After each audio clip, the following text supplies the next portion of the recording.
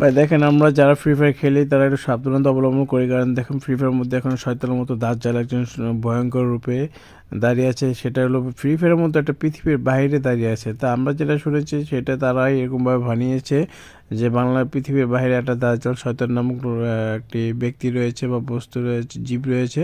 তা আপনারা এখানে দেখতে পাচ্ছেন যে ফ্রি ফায়ারের মধ্যে এখানে একটি আবার দেখেন আমরা মক্কা শরীফ যে যাই, আমরা কাবার করতে কিন্তু সাদা কালোর মধ্যে দেখেন এখানে কিন্তু সাদা কালো রঙে আমরা বানিয়েছি দেখো না, যেখান থেকে আবার দেখেন মানুষ রূপে আবার আত্মা বের হচ্ছে জীবিতভাবে কফিন থেকে।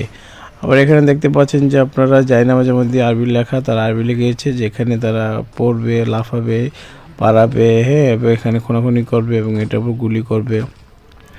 দেখেন কীভাবে বানিয়েছে তারা এখন নাস্তিকরা, ইহুদি খ্রিস্টানরা, যে মানুষের প্রতি কতটা শয়তানের মতো বানিয়েছে। এখন সেটা ভেঙে ফেলার পরে একটা দাজ্জাল বের হয়েছে, দেখছেন আপনারা। তাহলে আসেন ভাই, আমিও বাদ দিয়েছি, আপনারাও বাদ দিন, আলহামদুলিল্লাহ, আল্লাহ তাআলা খুশি হবে।